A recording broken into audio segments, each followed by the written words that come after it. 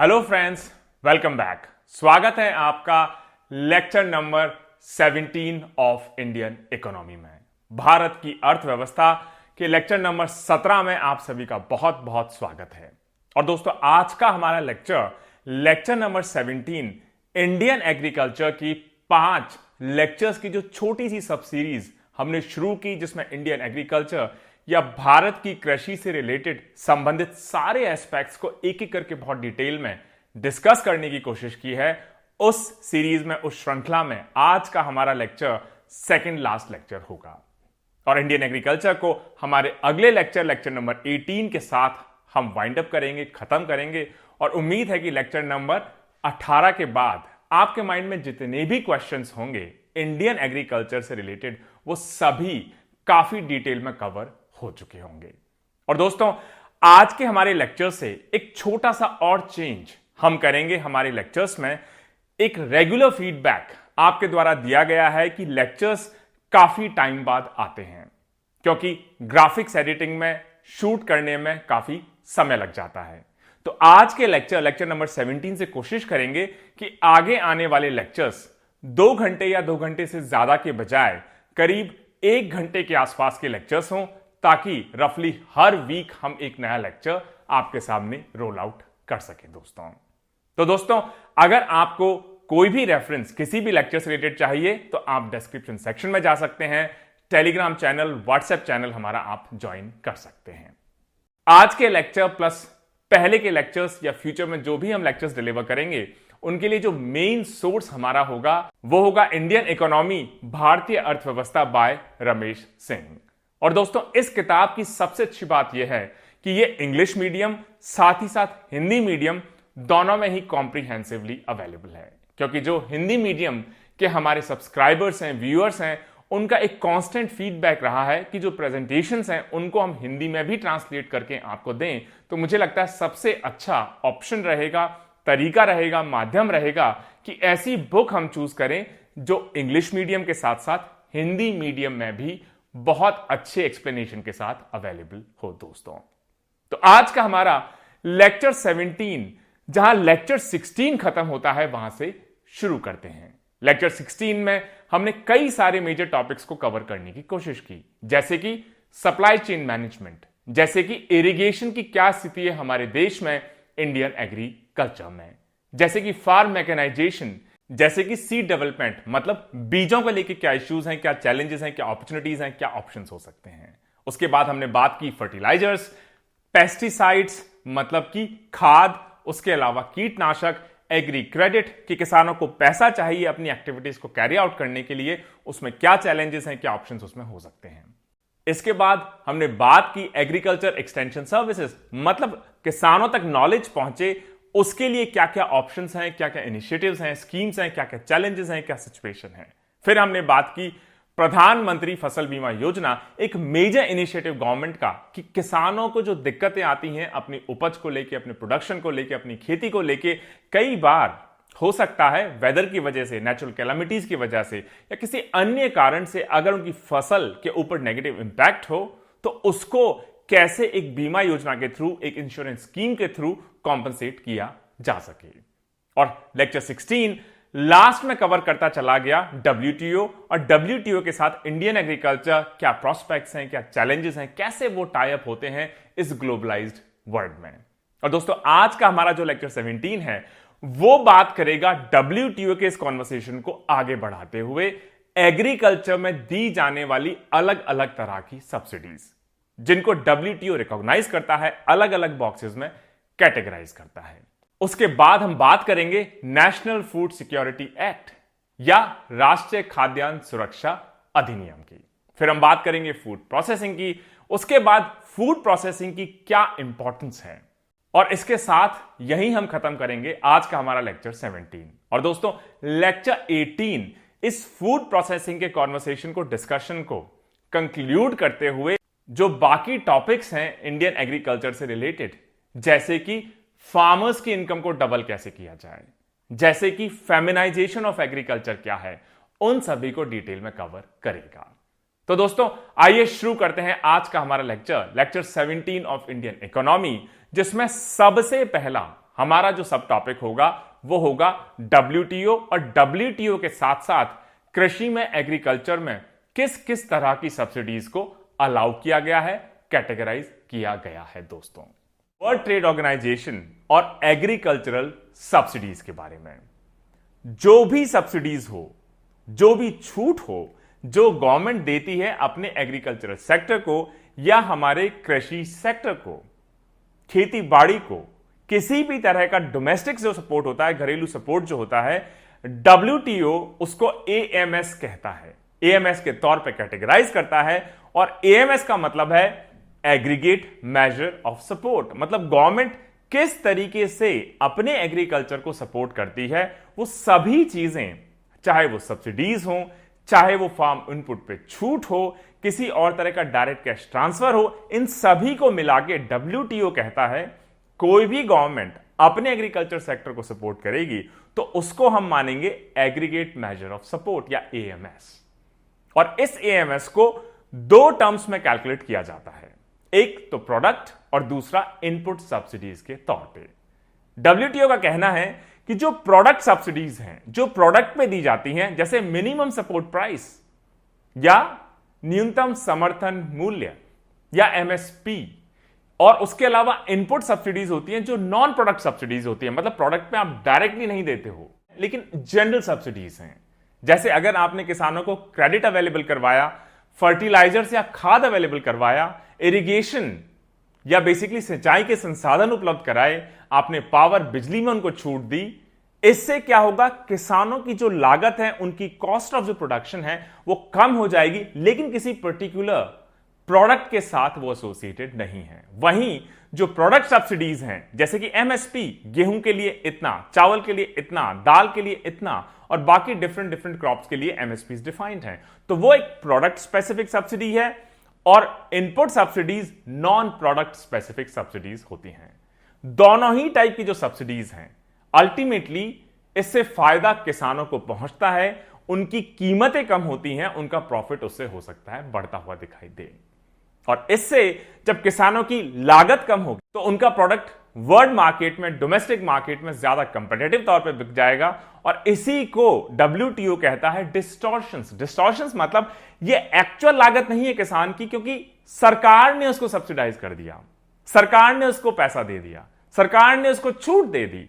मतलब जो एक्चुअल लागत किसान की होनी चाहिए थी और लागत के ऊपर अपना वो प्रॉफिट कैलकुलेट करके मार्केट में जिस रेट पे अपने प्रोडक्ट को बेचता, अब वो एक्चुअली उस रेट के बजाय थोड़ा कम रेट पे भी बेच सकता है, क्योंकि बाकी सभी छूटें तो सरकार ने किसान को दे ही दी हैं। तो इनको मार्केट डिस्टॉर्शन कहा जाता है कि जो फ्री मार्केट है उसको डिस्टॉर्ट करती हैं, उसके साथ ये छेड़छाड़ करती हैं। और ऐसी सब्सिडीज को अलाउ नहीं किया जा सकता अगर किसी परमिसिबल लिमिट को ज्यादा वो क्रॉस कर जाएं। जैसे अगर आप डेवलप्ड कंट्रीज हैं तो आपकी जो मैक्सिमम AMS या एग्रीगेट मेजर ऑफ सपोर्ट 5% आपके एग्रीकल्चर आउटपुट को एक्सीड कर जाता है, वॉलेट करता है, तो फिर इससे ज्यादा सब्सिडी आप नहीं दे पाएंगे।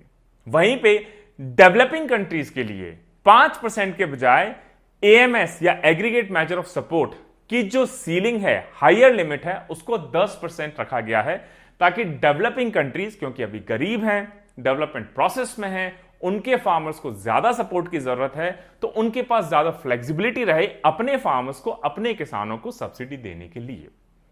और ये जो सारी सब्सिडीज हैं, चाहे वो प्रोडक्ट सब्सिडीज हो जैसे MSP, या इनपुट सब्सिडीज हो, नॉन प्रोडक्ट सब्सिडीज हो जैसे क्रेडिट है, फर्टिलाइजर्स हैं, इरिगेशन है, पावर है, एटसेट्रा एटसेट्रा, ये सभी कई सारे बॉक्सेस में कैटेगराइज की जाती हैं। और जो बॉक्सेस हैं एग्रीकल्चर सब्सिडीज को WTO की टर्मिनोलॉजीज में फिट करने में बड़े हेल्पफुल होते हैं। अगर आप देखें तो इन बॉक्सेस का कलर ऐसा रखा गया है, जो कभी भी आप ड्राइव करते होंगे, ट्रैफिक लाइट्स आप देखते होंगे, रेड का मतलब क्या है, गाड़ी आगे नहीं बढ़ानी है। और अगर एम्बर है मतलब ऑरेंजिश है, इसका मतलब आपको स्लो हो जाना है। और अगर ग्रीन है तो आप तेजी से गाड़ी ले जा सकते हैं। सिमिलर सिंबल्स को यूज करते हुए WTO ने भी इन 3 डिफरेंट कैटेगरीज में एग्रीकल्चर सब्सिडीज को बॉक्स अप करने की कोशिश की है। लेकिन यह भी आप समझते होंगे कि एग्रीकल्चर एक प्योर कमर्शियल सेक्टर नहीं है, क्योंकि इससे बहुत से लोगों की, खासतौर से जो गरीब लोग हैं, रूरल सेक्टर हैं, किसान हैं, उनकी लाइवलीहुड जुड़ी है। उनका रहना, खाना, पीना, उनका सोशल सिस्टम, उनका इकोनॉमिक सिस्टम सभी इससे जुड़ा हुआ है। तो इसको आप बाकी सेक्टर्स की तरह बहुत कमर्शियल एंगल से नहीं देख सकते। तो एग्रीकल्चर सेक्टर थोड़ा सा बाकी सेक्टर्स के मुकाबले कॉम्प्लिकेटेड हो जाता है। और WTO के जो प्रोविजंस हैं एग्रीकल्चर पे, उनमें पहले दो टाइप की सब्सिडीज या पहले दो टाइप के बॉक्सेस, मतलब ग्रीन और एम्बर का तो प्रोविजन है, लेकिन रेड टाइप का कोई प्रोविजन नहीं है। मतलब WTO किसी भी सब्सिडी को ऐसी सब्सिडी नहीं मानता जो आप बिल्कुल दे ही ना पाए। इसका मतलब आप ग्रीन सब्सिडी दे सकते हैं जिसकी कोई लिमिट नहीं है, आप एम्बर दे सकते हैं जिस पे कुछ लिमिट लगा के आप दे सकते हैं। सिमिलरली ब्लू बॉक्स भी होता है जो एम्बर सब्सिडीज को कुछ कंडीशंस के साथ अगर आप देंगे तो वो ब्लू बॉक्स में वो सब्सिडीज फॉल करेंगी। और इन तीन टाइप की सब्सिडीज, मतलब कि ग्रीन, ब्लू, एम्बर या ग्रीन, एम्बर, ब्लू, क्योंकि रेड सब्सिडीज एग्रीकल्चर सेक्टर में है नहीं, इन तीन के अलावा डेवलपिंग कंट्रीज के लिए एक स्पेसिफिक टाइप का बॉक्स है, एक स्पेसिफिक टाइप की सब्सिडी डिवाइस की गई है जिसको कहा जाता है S&D बॉक्स। क्या होता है S&D बॉक्स, क्या इसके कॉन्स्टिट्यूएंट हैं, थोड़ी देर में आपके साथ उसको बहुत डिटेल में डिस्कस करेंगे दोस्तों। इसके अलावा इंपॉर्टेंट चीज यह है कि आप किसी भी कैटेगराइजेशन को फॉलो करें, इंपॉर्टेंट यह है कि उनको इंप्लीमेंट कैसे किया जाता है। अब एक एक करके इन 3 या 4 बॉक्सेस को डिटेल में डिस्कस किया जाए। सबसे पहले जो सब्सिडीज हैं वो है एम्बर बॉक्स। एम्बर बॉक्स मतलब बेसिकली ऑरेंज कलर की सब्सिडीज जिसको आप कह सकते हैं, और ये वो सभी सब्सिडीज को एनकंपस करता है जिससे प्रोडक्शन या ट्रेड, मतलब कितना आपका प्रोडक्शन हो रहा है, कितनी आपकी उपज है, उस पे या उसके व्यापार पे अगर कोई सब्सिडी इंपैक्ट करती है, फर्क डालती है, तो उसको आप एम्बर बॉक्स में डालेंगे। इसमें वो सभी एग्रीकल्चर सब्सिडीज आ जाएंगी जो ब्लू और ग्रीन बॉक्स में फिट नहीं होती, क्योंकि 3 ही टाइप की सब्सिडीज हैं, या तो ग्रीन जिसकी कोई लिमिट नहीं है, या एम्बर जिसकी लिमिट है लेकिन प्रोडक्शन और ट्रेड के ऊपर इंपैक्ट करती हैं, और ब्लू वो सभी एम्बर बॉक्स सब्सिडीज जिनके ऊपर आप कुछ और एडिशनल कंडीशंस लगा दें। तो अगर कोई सब्सिडी ग्रीन और ब्लू बॉक्स में फॉल नहीं करती तो ऑटोमेटिकली एम्बर बॉक्स में ही फॉल वो करेगी। जैसे गवर्नमेंट की जो पॉलिसी है MSP की, मिनिमम सपोर्ट प्राइस की, किस बॉक्स में फॉल करेगी? क्या ये प्रोडक्ट या प्रोडक्शन के ऊपर डायरेक्ट इंपैक्ट करता है?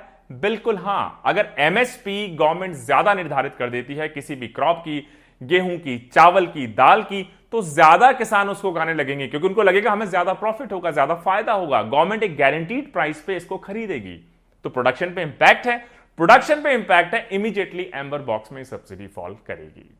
इसके अलावा ऐसी किसी भी तरह की सब्सिडी जो डायरेक्टली प्रोडक्ट क्वांटिटीज के ऊपर इंपैक्ट करे, जैसे अगर पावर सब्सिडी देंगे तो लोग ज्यादा उगाएंगे, ज्यादा पानी यूज करेंगे।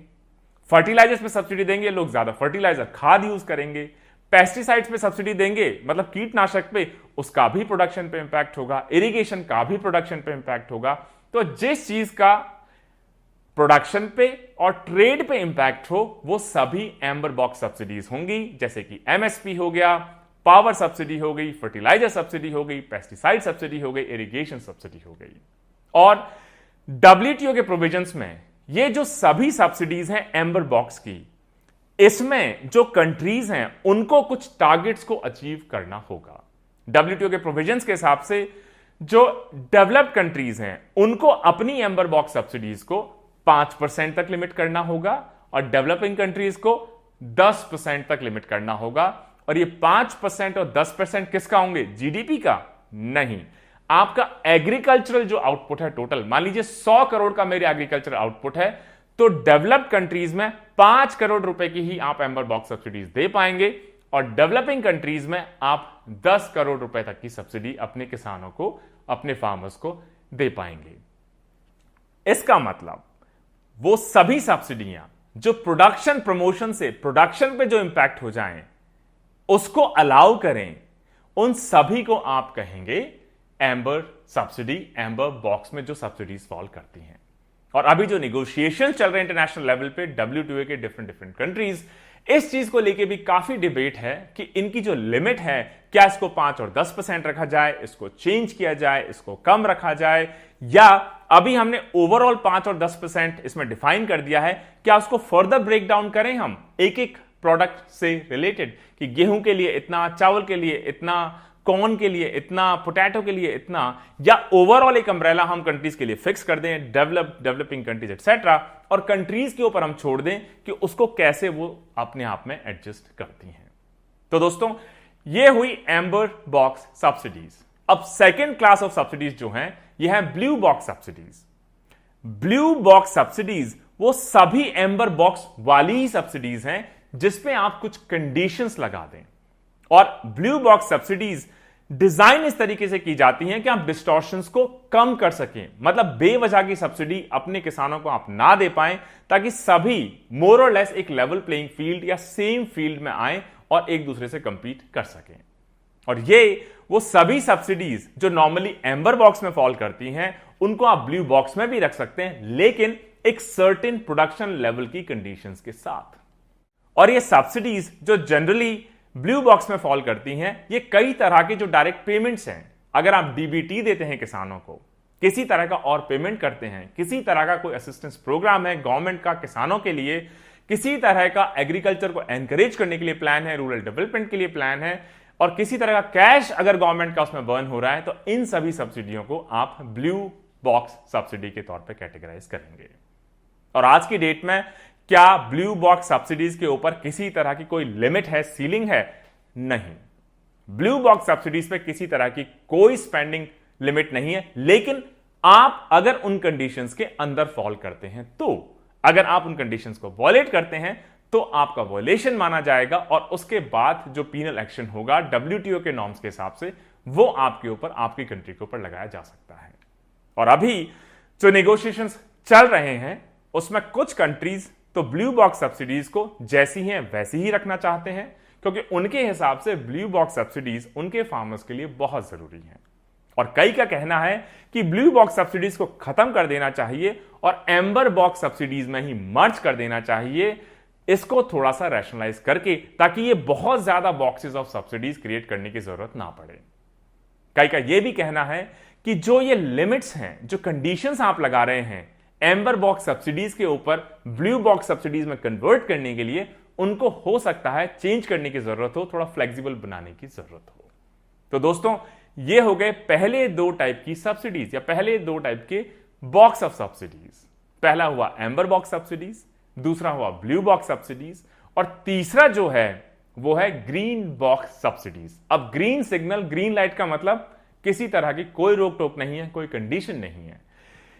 ग्रीन बॉक्स सब्सिडीज में वो सभी एग्रीकल्चर सब्सिडीज आती हैं जिनका किसी तरह का या बहुत कम फर्क पड़े प्रोडक्शन एक्सेट्रा पे, बहुत मिनिमल हो या कोई डिस्टॉर्शन अगर नहीं हो प्रोडक्शन और ट्रेड पे, तो उनको कहा जाएगा ग्रीन बॉक्स सब्सिडीज। बशर्ते ऐसी सब्सिडीज में प्राइस सपोर्ट जैसी कोई सब्सिडी नहीं होनी चाहिए।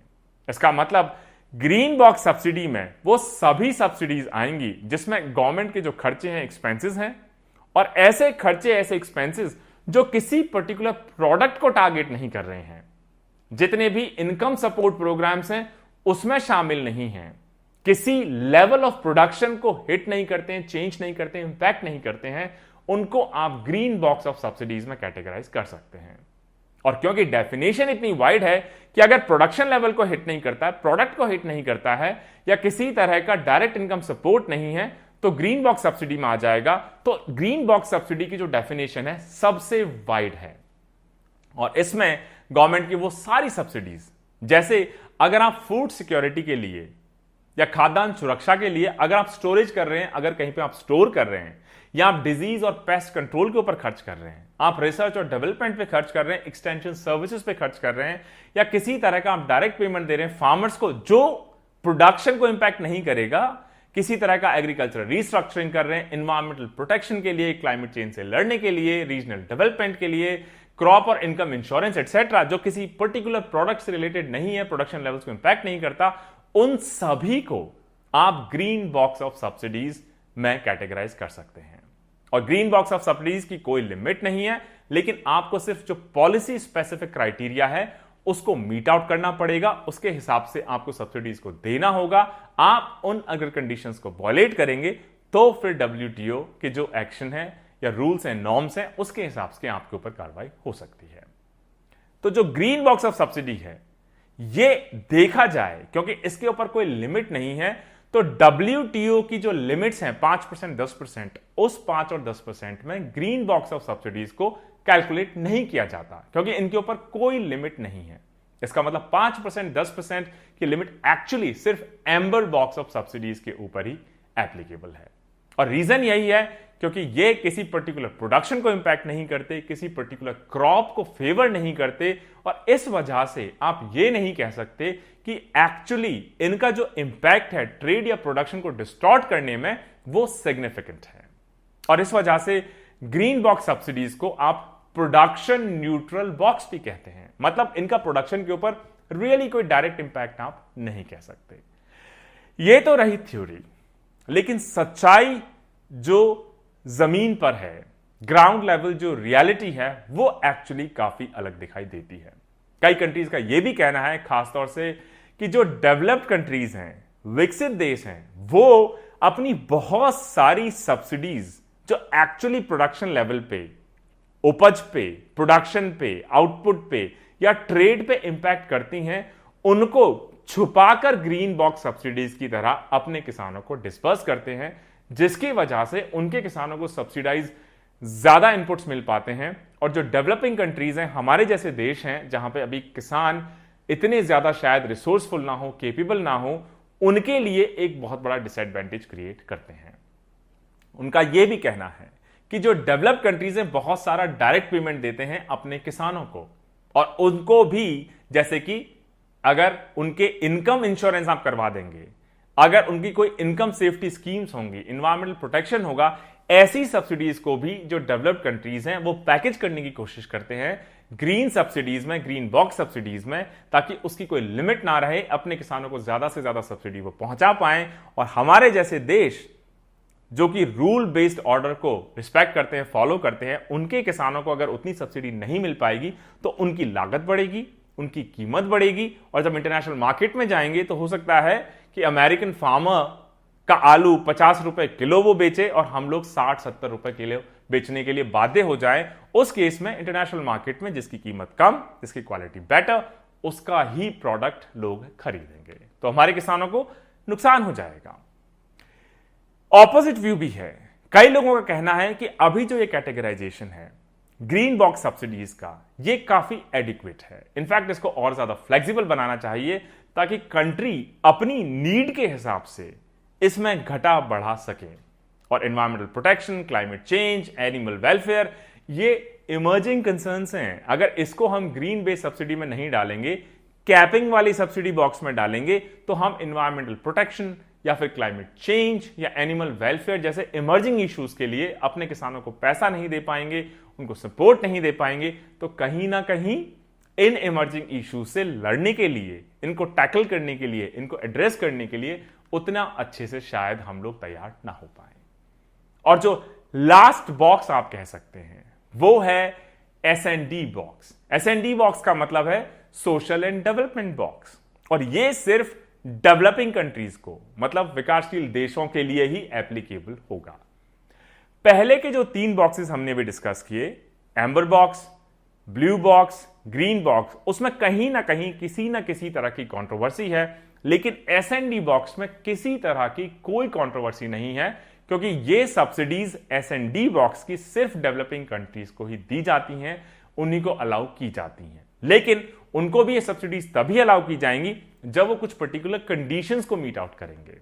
और S&D बॉक्स का जो एक्चुअली पर्पस है, वो पर्पस है कि ऐसे कंट्रीज, खासतौर से डेवलपिंग कंट्रीज, जहां पे ह्यूमन डेवलपमेंट के इश्यूज हैं, जहां पे गरीबी बहुत ज्यादा है, सोशल वेलफेयर नेट के इश्यूज हैं, हेल्थ एजुकेशन के इश्यूज हैं, अपनी पॉपुलेशन को सपोर्ट करने के लिए, खासतौर से ऐसी पॉपुलेशन जो पॉवर्टी लाइन से नीचे रहती है, गरीबी रेखा से नीचे रहती है, उनको सपोर्ट करने के लिए हमें कुछ ना कुछ प्रोविजनिंग करनी पड़ेगी, ताकि जो पुअर, गरीब डेवलपिंग कंट्रीज हैं वो इन सब्सिडीज को देके अपने किसानों को, अपनी पॉपुलेशन को एटलीस्ट एक फूड सिक्योरिटी तो कम से कम दे पाए। और S&D बॉक्स की जो सब्सिडीज हैं वो डेवलपिंग कंट्रीज 5% तक अपने टोटल एग्रीकल्चरल आउटपुट का दे सकते हैं। क्या डेवलप कंट्रीज भी S&D बॉक्स सब्सिडीज का फायदा उठा सकते हैं? नहीं। इसके अलावा एक्सपोर्ट सब्सिडीज, जो एक्सपोर्ट सब्सिडीज हैं WTO के प्रोविजंस के हिसाब से दो कैटेगरीज में फॉल करती हैं। एक तो आपका जो बजटरी सपोर्ट है एक्सपोर्ट सब्सिडीज को फंड करने के लिए, उसको हमें कम करना है। और दूसरा, ऐसी जो चीजें हैं या उनकी जो क्वांटिटी है जो एक्सपोर्ट सब्सिडी से कवर है, उनको भी हमें टाइम के साथ कम करना है। और जो पॉलिसी या फिलॉसफी एक्सपोर्ट सब्सिडीज को टैकल करने के लिए अडॉप्ट की गई है WTO के द्वारा सभी कंट्रीज के नेगोशिएशन में, उसके हिसाब से जो डेवलप्ड कंट्रीज हैं वो ज्यादा कमिट करें अपनी एक्सपोर्ट सब्सिडीज को कम करने का, और जो डेवलपिंग कंट्रीज हैं, क्योंकि अभी वो डेवलपमेंट स्टेज में हैं, वो अपनी एक्सपोर्ट सब्सिडीज को थोड़ा सा कम तो करेंगे, लेकिन शायद उतना कम करने की जरूरत नहीं है जितना डेवलप्ड कंट्रीज को करने की जरूरत है।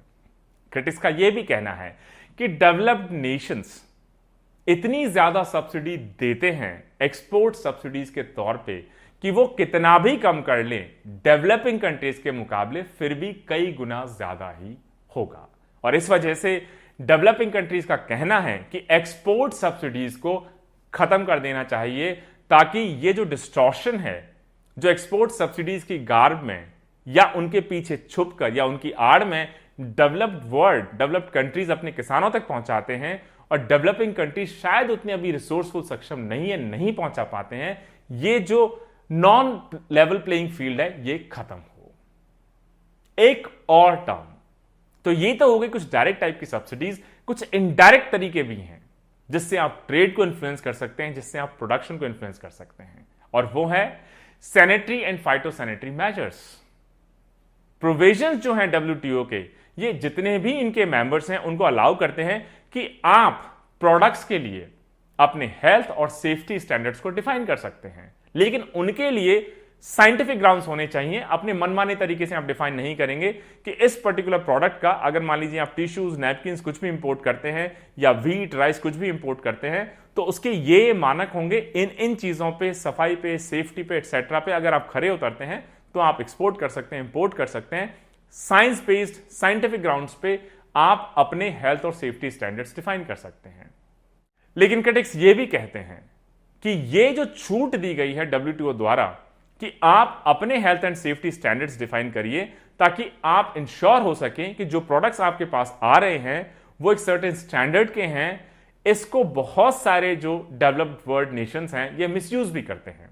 कई बार ये इंटरनेशनल स्टैंडर्ड्स फॉलो करने के बजाय अपने ही साइंस की आड़ में ऐसे सैनिटरी और फाइटोसैनिटरी मेजर्स इनेक्ट कर देते हैं कि डेवलपिंग कंट्रीज उन स्टैंडर्ड्स को बहुत बार मीट आउट नहीं कर पाते, जिनकी वजह से डेवलपिंग कंट्रीज के जो प्रोडक्ट्स हैं वो डेवलप्ड कंट्रीज के प्रोडक्ट्स के साथ कंपीट नहीं कर पाएंगे। तो हो सकता है प्राइस मैं बेटर ऑफर कर रहा हूं, लेकिन जो आर्बिट्रेरी हेल्थ और सेफ्टी स्टैंडर्ड्स हैं डेवलप्ड वर्ल्ड के, उनको अगर मैं मीट आउट नहीं कर पाऊंगा तो फिर मेरा प्रोडक्ट हो सकता है कि इंटरनेशनल मार्केट में कंपेटिटिव ना हो, एक्सेप्टेबल ना हो। तो डेवलपिंग कंट्रीज का यह कहना है कि ये कई बार सैनिटरी और फाइटोसैनिटरी जो मेजर्स हैं इनको नॉन टैरिफ बैरियर्स की तरह भी डेवलप्ड वर्ल्ड अब्यूज करता है, मिसयूज करता है, तो इनको भी कहीं ना कहीं रैशनलाइज या स्टैंडर्डाइज या इंटरनेशनल स्टैंडर्ड आप अडॉप्ट करके डेवलप करके रैशनलाइज करें। एक और term, NAMA, non agriculture product market access, और यह भी WTO के प्रोविजंस का पार्ट है जो ऐसे आइडियाज के साथ डील करता है जिससे जो नॉन एग्रीकल्चर प्रोडक्ट्स हैं, मतलब जो एग्रीकल्चर सेक्टर से रिलेटेड प्रोडक्ट्स नहीं है, गुड्स नहीं है, उनको एनकरेज करे इंटरनेशनल मार्केट में अपने मेंबर कंट्रीज के। और इस नामा को डेवलपिंग कंट्रीज ने लगातार अपोज किया है, क्योंकि डेवलपिंग कंट्रीज का यह कहना है कि ये नॉन एग्रीकल्चरल गुड्स कि इंटरनेशनल मार्केटिंग ज्यादा बढ़े, मार्केट एक्सेस ज्यादा बढ़े, ये कई बार डेवलप्ड कंट्रीज द्वारा जबरदस्ती इंपोज किया जाता है डेवलपिंग कंट्रीज के ऊपर, और इसको नॉन टैरिफ बैरियर की तरह मिसयूज किया जाता है, अब्यूज किया जाता है डेवलप्ड वर्ल्ड द्वारा। और इस नामा में या non agriculture products market access में एक इंपॉर्टेंट जो मिनिस्ट्रियल कॉन्फ्रेंस रही, ये रही दोहा मिनिस्ट्रियल कॉन्फ्रेंस नवंबर 2001 में, जहां पे मिनिस्टर्स ने एग्री किया कि इस पूरे टॉपिक को लेके क्यों ना हम एक नेगोशिएशन तो एटलीस्ट स्टार्ट करें कि किस तरीके से जो नॉन एग्रीकल्चर प्रोडक्ट्स हैं, जो कृषि से रिलेटेड नहीं हैं, उन प्रोडक्ट्स के बारे में कैसे इंटरनेशनल मार्केट को लिबरलाइज किया जाए। और ये 2001 में जो दोहा मिनिस्ट्रियल कॉन्फ्रेंस में कॉन्वर्सेशन स्टार्ट हुआ, इसके तहत 2002 में एक नेगोशिएटिंग ग्रुप बनाया गया नामा के ऊपर, और जो मेंबर्स हैं उनसे कहा गया कि आप आपस में निगोशिएट करिए, कुछ एक इंटरनेशनल फ्रेमवर्क आप क्लियरली डिफाइन करिए, एंड फाइनली ये जो नेगोशिएटिंग ग्रुप क्रिएट हुआ 2002 में आफ्टर 2001 दोहा मिनिस्ट्रियल कॉन्फ्रेंस, उन्होंने कहा कि अगर नॉन एग्रीकल्चर प्रोडक्ट की मार्केट एक्सेस को बढ़ाना है तो उसके लिए हमें स्विस फॉर्मूला को अडॉप्ट करना चाहिए। तो क्या है स्विस फॉर्मूला? स्विस फॉर्मूला कई सारे ऑल्टरनेटिव मेथड्स हो सकते हैं। अगर आपको टैरिफ्स घटाने, मतलब अगर आपको जो भी टैक्सेस लग रहे हैं उनको अगर आपको घटाना है, तो कई तरीके से आप कर सकते हैं। स्विस फॉर्मूला भी उनमें से ही एक तरीका है। कई तरीके बहुत कॉमनली अंडरस्टूड हो सकते हैं, कुछ तरीके एक पर्टिकुलर बायस में हो सकते हैं, कई फॉर्मूलाज के कई कॉम्बिनेशंस हो सकते हैं।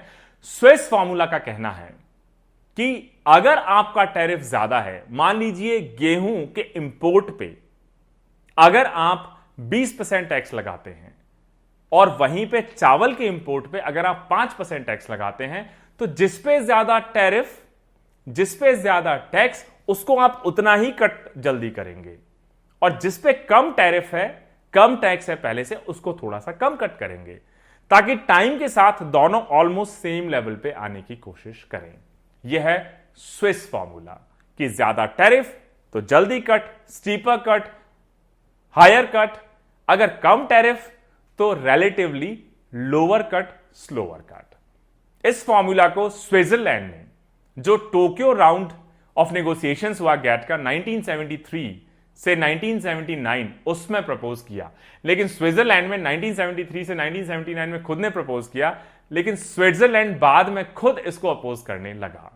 स्विट्जरलैंड का कहना है कि हम स्विस फॉर्मूला के बजाय उरुग्वे राउंड फॉर्मूला 1986 से 1994 में जो नेगोशिएशंस हुए उसको नेगोशिएट करके उसको बेसिकली फॉलो करना ज्यादा पसंद करेंगे।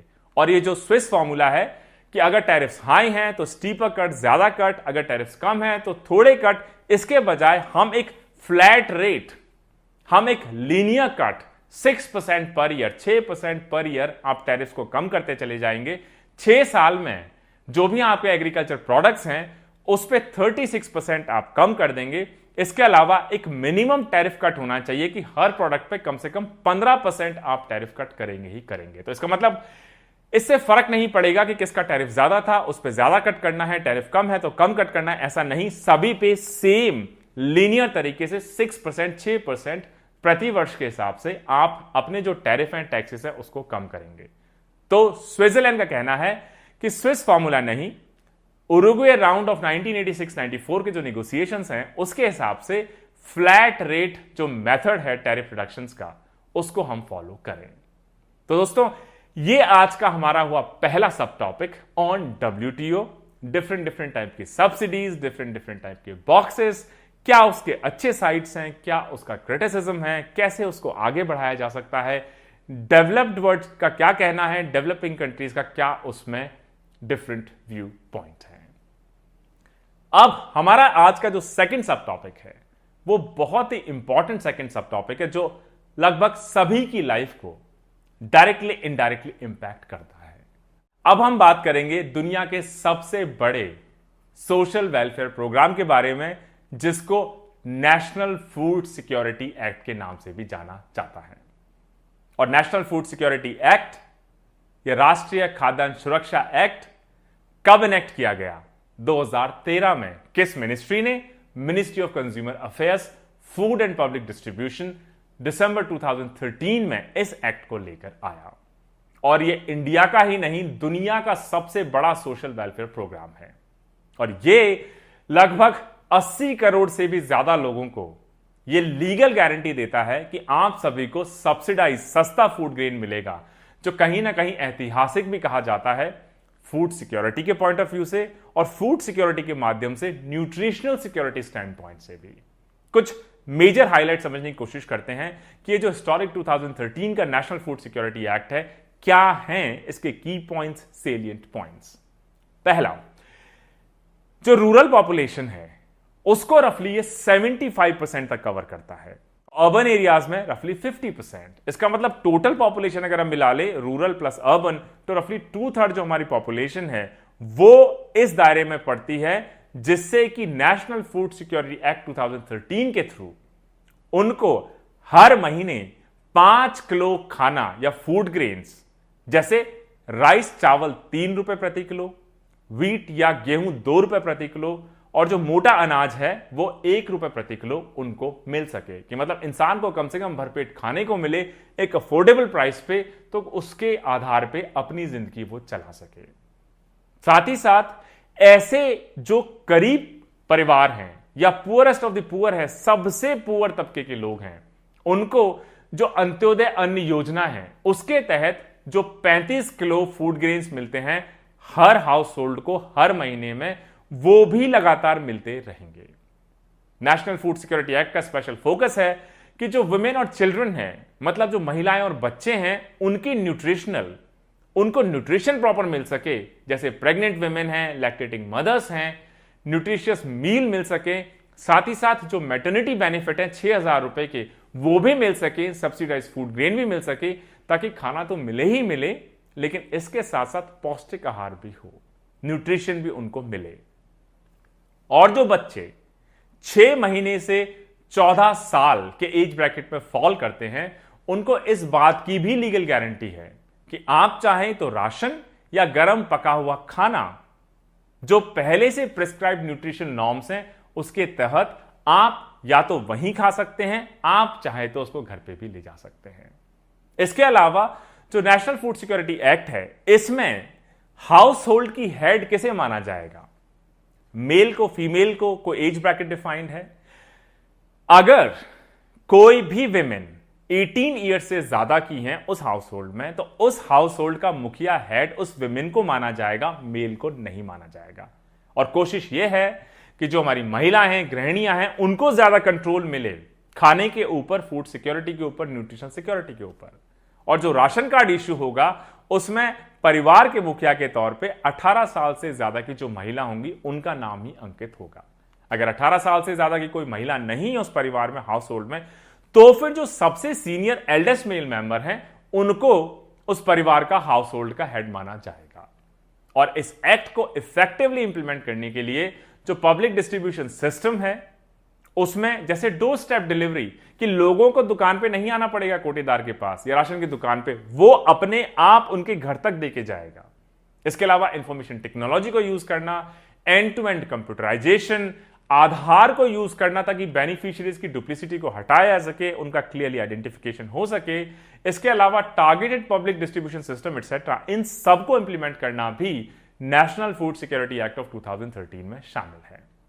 और जो एक्ट है वो कहता है कि अगर किसी को किसी तरह की तकलीफ है, शिकायत है, दिक्कत है, तो वो स्टेट पे और डिस्ट्रिक्ट लेवल पे अपने ग्रीवियांसेस को दर्ज कर सकता है।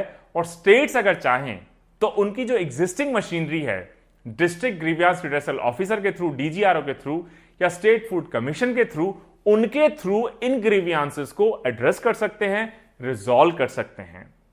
और इस वजह से ये फ्लेक्सिबिलिटी दी गई कि अगर आपके ऑलरेडी ग्रीवियांसेस या कंप्लेंट्स को दूर करने के सिस्टम्स बने हुए हैं through district grievance redressal officer या स्टेट फूड कमीशन, उन्हीं को आप नेशनल फूड सिक्योरिटी से रिलेटेड जो भी शिकायतें हों, ग्रीवियांसेस हों, उनको भी रिजॉल्व करवाने के लिए यूज कर दीजिए, ताकि आपको एडिशनली नया मैकेनिज्म डेवलप ना करना पड़े। इसके अलावा इस एक्ट में ऐसे लोगों पे, पब्लिक सर्वेंट्स पे, अथॉरिटीज पे जो वायलेट करते हैं या नेशनल फूड सिक्योरिटी एक्ट के जो ऑब्लिगेशंस हैं उससे कंप्लाई नहीं करते हैं, उनके खिलाफ पेनल्टी के प्रोविजंस भी इसमें दिए गए हैं। इसके अलावा जो पीडीएस से रिलेटेड रिकॉर्ड्स हैं उसको आप डिस्क्लोज करेंगे, सोशल ऑडिट्स आपको करवाना पड़ेगा, विजिलेंस कमिटीज आपको सेटअप करनी पड़ेंगी ताकि पूरे प्रोसेस में ट्रांसपेरेंसी और अकाउंटेबिलिटी भी सुनिश्चित की जा सके।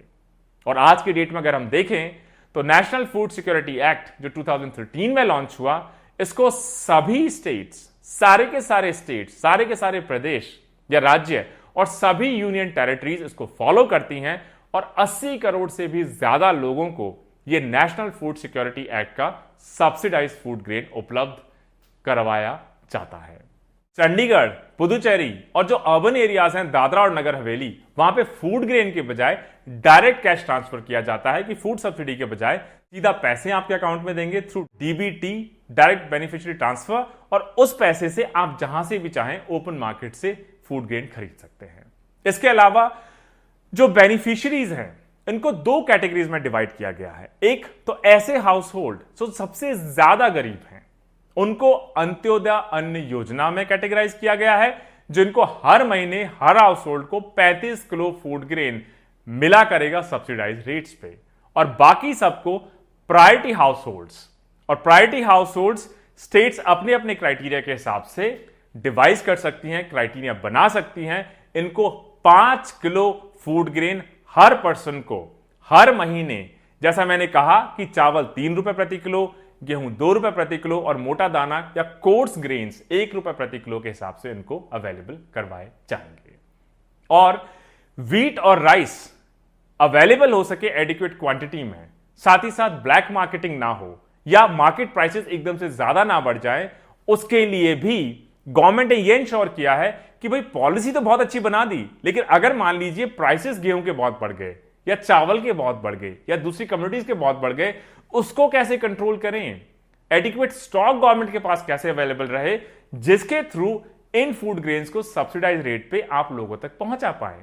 तो 4 या 5 बड़े स्टेप्स, जैसे वो स्टेट गवर्नमेंट्स जो डिसेंट्रलाइज प्रोक्योरमेंट या डीसीपी में पार्टिसिपेट करती हैं, उनको कहा जाता है कि आप व्हीट और राइस की जो प्रोक्योरमेंट है, खरीद है किसानों से, उसको ज्यादा से ज्यादा बढ़ाएं।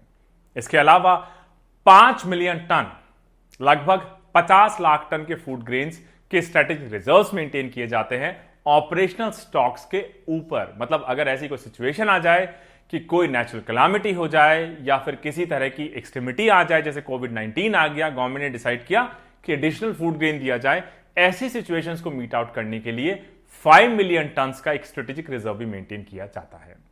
इसके अलावा जो व्हीट और राइस की सेल है, इसको open market sale mechanism OMSS के थ्रू किया जाता है ताकि जो इन्फ्लेशनरी या कीमतें बढ़ने की जो ट्रेंड है या फिर एक रिस्क हो सकती है, उसको मिनिमाइज किया जा सके।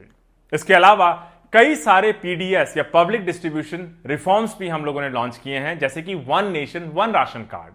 इसके अलावा आधार से ऑथेंटिकेशन करना ई-पॉज मशीन्स के थ्रू, ताकि डुप्लीकेट जो बेनिफिशियरीज हैं उनको हम हटा सकें और जो एक्चुअली ऑथेंटिक बेनिफिशियरीज हैं उन्हीं को वो फूड ग्रेन मिले। अब यह बात भी समझनी होगी कि ये 3 रुपए, 2 रुपए, 1 रुपए, ये 2013 में जो कीमतें तय की गई थी, इनको 2013 के बाद से रिवाइज नहीं किया गया है। और इस वजह से फूड सब्सिडी का हमारा जो बिल है लगातार बढ़ता चला जा रहा है, क्योंकि एमएसपी बढ़ रही है। एमएसपी बढ़ रही है तो गवर्नमेंट को ज्यादा कीमतों पे किसानों से खरीदना पड़ रहा है, लेकिन आप नेशनल फूड सिक्योरिटी एक्ट के तहत वही 3 रुपए, 2 रुपए, 1 रुपए पे बेचने के लिए बाध्य हैं। तो जो गैप है वो आप कहां से देंगे? जैसा पिछले लेक्चर्स में हमने देखा, सब्सिडी के थ्रू।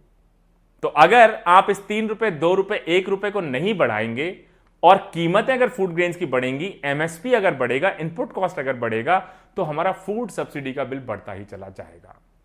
और अगर फूड सब्सिडी का बिल बहुत ज्यादा बढ़ जाएगा तो हमें वो पैसा किसी और स्कीम से काटना होगा, तभी आप फूड सब्सिडी को फंड कर पाएंगे। तो बड़ा डेलिकेट सा बैलेंस है। एक तरफ तो आपको अफोर्डेबल रेट्स पे फूड ग्रेन प्रोवाइड करना है अपने गरीब लोगों को और रफली 2/3 ऑफ द कंट्री को, दूसरी तरफ आपको फूड सब्सिडी बिल को भी एक लिमिट में रखना होगा।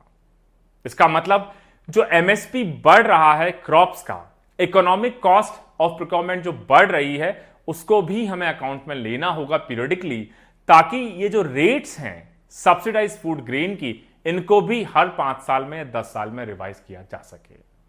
अब जैसे जब कोविड-19 ने 2020 में हिट किया, बहुत सारे डिसरप्शंस आए, लार्ज नंबर्स में, भारी संख्या में जो हमारे लेबरर्स थे अर्बन एरिया से वापस अपने गांव में आना शुरू हुए, तो खाने की एक बहुत बड़ी दिक्कत, गवर्नमेंट ने इमीडिएटली रिस्पॉन्ड किया।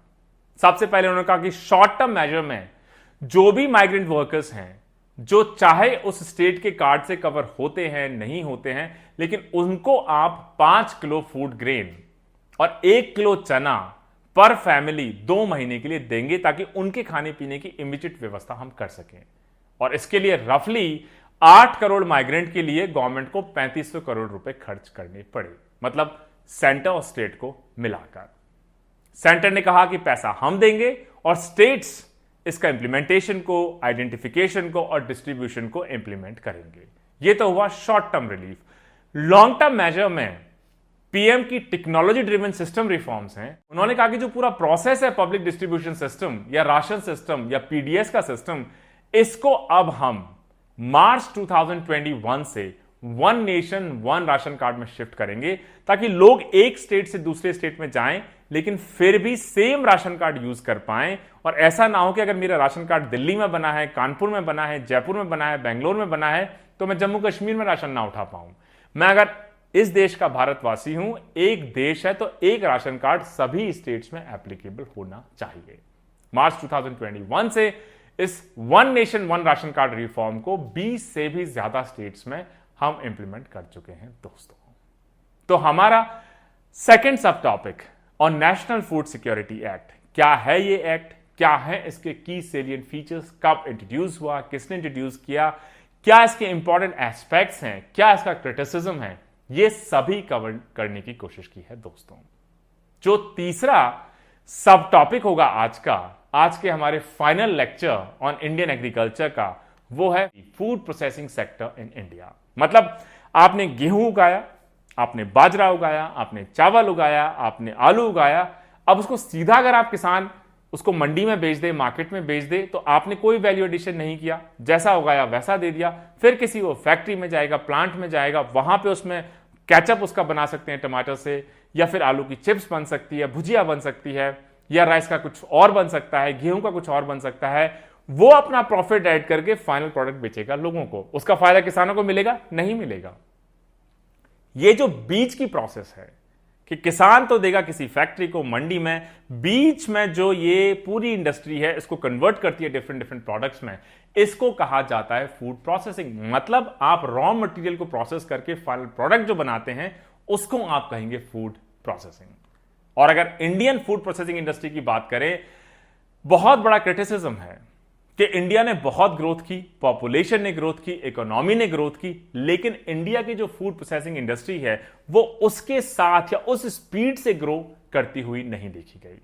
अगर इसको हम कंपेयर करें डेवलप्ड कंट्रीज के मुकाबले, तो हमारी जो फूड प्रोसेसिंग इंडस्ट्री है आज भी बहुत पिछड़ी हुई, बहुत बैकवर्ड और बहुत ही अंडररेटेड मानी जाती है। कई कारण हैं इसके। एक तो हमारी जो अर्बन पॉपुलेशन है ये सिर्फ 35-40% के आसपास है।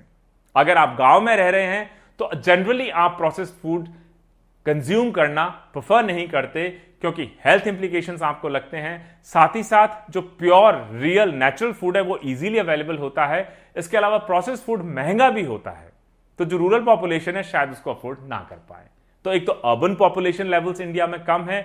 इसके अलावा जो अर्बन पॉपुलेशन है भी, वहां भी जो फूड हैबिट्स हैं, खान पान के उनके जो तरीके हैं, वो एक्चुअली अर्बनाइज नहीं है। अभी भी वो रूरल लैंडस्केप जहां से वो लोग आए हैं या माइग्रेट हुए हैं उसी तरह के ज्यादा दिखाई देते हैं।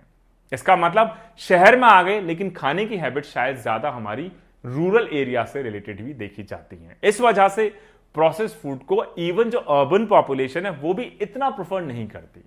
साथ ही साथ हाल ही के कुछ सालों में लोगों में इस बात को लेकर भी अवेयरनेस बढ़ी है कि जो फूड प्रोसेसिंग है या उनमें केमिकल्स यूज होते हैं, या ऐसे आर्टिकल्स जैसे फास्ट फूड हुआ जिनके सिवियर हेल्थ इंप्लीकेशंस हो सकते हैं, या मिलावट हो सकती है, एडल्ट्रेशन हो सकता है स्वीट्स में, मिल्क में एटसेट्रा, लोगों ने उनसे भी परहेज करना शुरू कर दिया है, दूरी बनाना शुरू किया है। तो इसका मतलब इसका इंपैक्ट किस पे होगा? फूड प्रोसेसिंग इंडस्ट्री पे। और सिर्फ इंडिया ही नहीं, पूरी दुनिया में आप देख लीजिए, आप यूरोप में देख लीजिए, आप फ्रांस में आप देख लीजिए, स्लो फूड या ऐसा फूड जो प्लांट से सीधा आता है उसको कंज्यूम करने की टेंडेंसी ज्यादा बढ़ी है, इसके बजाय कि ऐसा फूड जो प्लांट्स मतलब फैक्ट्रीज में प्रोसेस होकर आता है उसके बजाय। मतलब लोग ऑर्गेनिक की तरफ मूव कर रहे हैं, हेल्दी ऑप्शंस की तरफ मूव कर रहे हैं। पहले लोग पेप्सी को बहुत पीते थे, आजकल लोग दूध, छाछ, लस्सी या फिर जो ज्यादा अच्छे हेल्दी ऑप्शंस हैं या फिर फ्रेश जूस उनकी तरफ मूव करते हुए दिखाई देते हैं। अब अगर इंडिया की एग्रो प्रोसेसिंग पॉलिसी की बात करें तो उसके कुछ इंपॉर्टेंट ड्राइवर्स कि जो अर्बन पॉपुलेशन है अब इंडिया की बहुत तेजी से बढ़ती हुई दिखाई देती है, और टाइम के साथ जब अर्बन पॉपुलेशन बढ़ेगी थोड़ा गैप हो सकता है, लेकिन अर्बन फूड हैबिट्स भी डेवलप होंगी। इसका मतलब ये जो अर्बनाइजिंग डेवलप्ड वर्ल्ड में जो हमने फिनोमिनन देखी कि फ्रेश फूड के बजाय प्रोसेस फूड ज्यादा कंज्यूम किया जाता है, देर सवेर इंडिया या इंडिया के सिटीज में भी वो कल्चर हम एक्सपेक्ट कर सकते हैं। इसके अलावा हमने ये भी देखा है कि 2014 के सर्वे के बाद लोगों की डाइटरी हैबिट्स भी शिफ्ट करने लगी हैं और उनकी हैबिट अब धीरे धीरे प्रोसेस फूड की तरफ जाती हुई दिखाई देती हैं। इसके अलावा कुछ एक्सटर्नल डायमेंशंस भी हैं कि हम लोगों ने देखा है कि जब गैट को इंप्लीमेंट किया गया 1990s में, तो उस वक्त एक्सपेक्टेशन थी कि 19% इंक्रीज हम देखेंगे WTO के जो फूड प्रोसेसिंग रिलेटेड जो प्रोविजंस हैं उनको अगर हम इंप्लीमेंट कर देंगे तो। इस वजह से भी हमें लगता है कि फूड प्रोसेसिंग इंडस्ट्री का सिर्फ इंडिया में नहीं वर्ल्ड ओवर एक ब्राइट फ्यूचर हम कह सकते हैं। और इंडिया जैसे कंट्री जहां पर उगा तो हम लेते हैं, लेकिन हार्वेस्ट करने के बाद उसको काटने के बाद बीच का जो पार्ट है मंडी में बेचने तक बहुत वेस्टेज होती है। अगर उस वेस्टेज के बजाय वहीं उसको हम प्रोसेस करके, पैक्ड करके, टेट्रा पैक करके, पैकेजिंग करके एक प्रोडक्ट की तरह बेचे तो हमारे पोस्ट हार्वेस्ट लॉसेस भी काफी कम हो सकते हैं अगर हम फूड प्रोसेसिंग इंडस्ट्री को इंडिया में और तेजी से बढ़ावा दे तो दोस्तों। इस वजह से ऐसा लगता है कि फूड प्रोसेसिंग इंडस्ट्री की जो इंपॉर्टेंस है इंडियन सिनेरियो में कहीं ज्यादा है। एक तो हमारा जो वाइब्रेंट एग्रीकल्चरल सेक्टर है उसमें पोस्ट हार्वेस्ट हैंडलिंग और प्रोसेसिंग जो लॉसेस हैं उसको कम करने के डायरेक्शन में, वैल्यू एडिशन में, वेस्टेज को कम करने में और गुड क्वालिटी प्रोडक्ट्स को बनाने के डायरेक्शन में हमारी फूड प्रोसेसिंग इंडस्ट्री एक मेजर रोल प्ले कर सकती है। इसके अलावा हमारे यील्ड्स काफी अच्छे हैं, उसके बावजूद भी जो हमारे किसान हैं, प्रोड्यूसर्स हैं, इनकम उनकी फिर भी वेस्ट हो जाती है पोस्ट हार्वेस्ट प्रैक्टिस की वजह से। इसका भी आंसर सॉल्यूशन हो सकता है। कोल्ड स्टोरेज एक्सेट्रा तो हो ही सकता है, लेकिन फूड प्रोसेसिंग इंडस्ट्रीज भी। टमाटर आप 2 दिन से 3 दिन से ज्यादा रखेंगे सड़ जाएगा, उसका वहीं आप सॉस बना देंगे, पैकेज कर देंगे, महीनों चलेगा, कोई प्रॉब्लम नहीं। सिमिलरली पोल्ट्री प्रोडक्ट्स हैं वो बना सकते हैं, मीट प्रोडक्ट्स हैं वो बना सकते हैं, गेहूं की चीजें वो बना सकते हैं, आलू की चीजें वो बना सकते हैं। प्रोसेस्ड फूड की जो शेल्फ लाइफ है वो लंबी है, खराब जल्दी नहीं होता है, आपको प्राइसेस भी बेटर मिलते हैं। इसके अलावा आप स्टोर करके रख सकते हैं, जब प्राइसेस ज्यादा हो तब उसको आप निकाल सकते हैं, लेकिन रॉ प्रोडक्ट के साथ आप ये नहीं कर सकते। इसका मतलब जो अल्टीमेट ऑब्जेक्टिव्स हैं फूड प्रोसेसिंग के वो ये है कि फूड को खाने को ज्यादा डाइजेस्टेबल बनाएं, न्यूट्रिशियस बनाएं और इसकी शेल्फ लाइफ को और बेहतर आप बनाएं। इसके अलावा जो सीजनल वेरिएशंस हैं, वेस्टेज के, शॉर्टेज के, उनको भी आप एड्रेस कर सकते हैं अगर आप प्रॉपर तरीके से प्रिजर्व करें, स्टोर करें प्रॉपरली प्रोसेस्ड फूड आइटम्स को। इसका मतलब फूड प्रोसेसिंग वो सारी प्रोसेस को कवर करेगी कि जैसे ही फार्मर ने कट किया वहां से जब तक वो कंज्यूमर की प्लेट पर नहीं पहुंच जाता, बीच की सारी प्रोसेसेस आएंगी फूड प्रोसेसिंग में, जो कि क्लीनिंग है, ग्रेडिंग है, पैकेजिंग है। फ्रूट्स एंड वेजिटेबल्स के केसेस में कई बार रॉ मटेरियल को ऑल्टर करेंगे, एक और स्टेज आप जोड़ देंगे, कुछ और प्रोडक्ट बना देंगे, इन सभी चीजों को भी फूड प्रोसेसिंग ही कहा जाएगा। इसका मतलब फूड प्रोसेसिंग के थ्रू जो वैल्यू एडिशन या जो डिफरेंट प्रोसेसेस हैं, जो रेडी टू ईट फूड जैसे बेकरी प्रोडक्ट्स हैं, इंस्टेंट फूड्स हैं, फ्लेवर्ड और हेल्थ ड्रिंक्स हैं, इन सभी को भी या इसमें जो प्रोसेसेस इन्वॉल्व हैं ये भी फूड प्रोसेसिंग में ही आएंगी।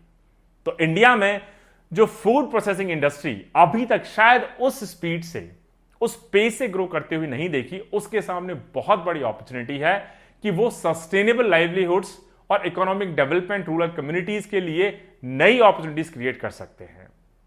पिछले कुछ सालों में लगातार हम देख रहे हैं कि फूड प्रोसेसिंग इंडस्ट्री सिर्फ यूपी में नहीं बट पूरे कंट्री में पैन इंडिया लगातार तेजी से अपने आप को रिफॉर्म करती हुई दिखाई देती है, क्योंकि लाइफस्टाइल चेंज हो रही हैं, फूड हैबिट्स चेंज हो रही हैं, कस्टमर्स के टेस्ट चेंज हो रहे हैं globally as well as domestically. मतलब पूरी इंडस्ट्री की डायनेमिक्स चेंज हो रही है। इंडस्ट्री अगर प्रॉपर्ली रिस्पॉन्ड करेगी so food processing industry holds an enormous opportunity when it comes to India.